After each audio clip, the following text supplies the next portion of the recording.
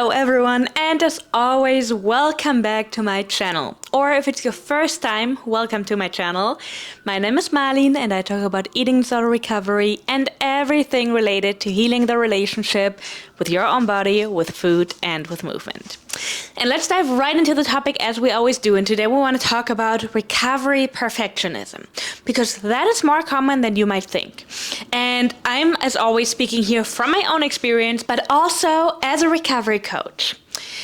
Recovery perfectionism, as I said before, is really common, and that makes sense because a lot of people who have eating disorders and therefore are in recovery from an eating disorder are perfectionistic. And a lot of us have a very high standard for ourselves. We always want to do everything correctly, we want to do everything perfectly fine, and that can oftentimes go over to our recovery.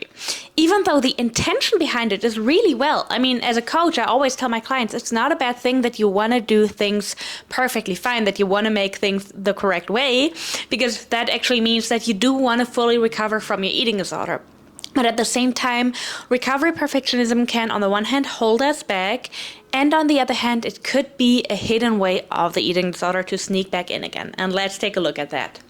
If I, for instance, talk to a client who is in extreme hunger, who is experiencing mental and physical extreme hunger, and they share that they are super anxious about maybe not fully listening to that, maybe making a wrong decision in terms of food, maybe waiting 5 minutes too long until they're eating, and therefore they are afraid that they will prolong their recovery and that their overshoot weight will take longer to go down. That is a big sign for me that it's a body image struggle behind it, and most certainly that the eating disorder plays a part here. Because if the main goal behind it is, okay, I really want to make sure to not subconsciously restrict anymore, to really always eat enough, that's understandable. But of course, we're going to explore that more, and I'm going to take that to the video later too, if like 5 minutes sooner or later really make that big of a difference. The other thing is, if it's really just about, well, I really need my overshoot weight to go down, otherwise I can't continue with my life, otherwise I will always be super focused on my weight, then it might be a body image issue. And it might even be the eating disorder trying to make everything right so that the weight goes down again.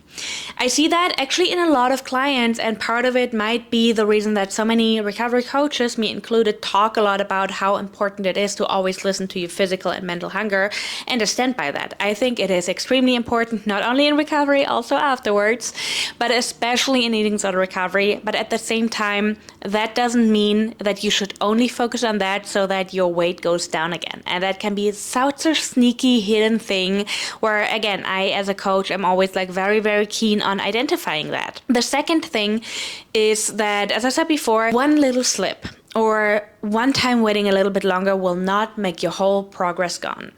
A big thing in eating disorders and in recovery are black and white thinking. So it's either or. Either I am listening to my hunger or I'm messing up completely. And that is not the truth. What we coaches mean by that, when we say that you should always listen and immediately respond to your hunger, is that you should not suppress the hunger and that you should not outweigh it. So a lot of people actually have a habit of like pushing the meals back. I'm going to wait a little bit longer in the morning until I start eating, because otherwise my eating-induced hunger is going to kick in and then I'm going to be so hungry, so I'm going to push it back a little bit more. This is something that I would want to work on with you. If you say, okay, I was in a situation where I couldn't eat and I had to wait 10 minutes, and now I feel like I completely messed up because I waited 10 minutes longer, that would be not realistic to say, okay, you always have to immediately respond or you messed up. See, the difference between the two things is like one of those situations is I'm actively gonna push it back because I have to wait until I'm eating. That might be an eating disorder thought. And the other situation is I really couldn't realistically eat in that situation, so I had to wait a few minutes. The reasons behind it actually play a huge role when it comes to your body feeling safe.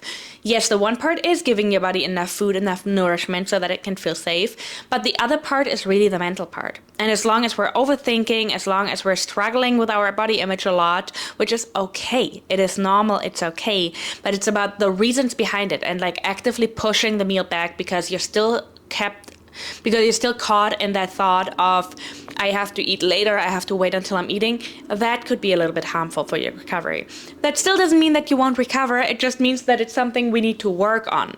And also the other thing that I mentioned earlier, one little slip does not wash away your whole recovery progress. Eating disorder recovery is happening on so many levels, and you're constantly and every day working on that. And that's okay, and that's good, and that's valid, and it can also be exhausting.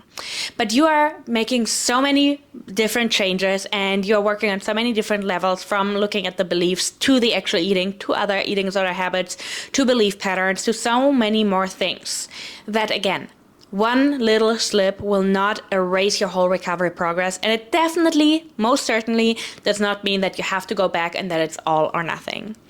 Let me know in the comments, as always, if you resonate with the recovery perfectionism, if you are sometimes hyper afraid of making a little mistake or of putting your recovery in danger.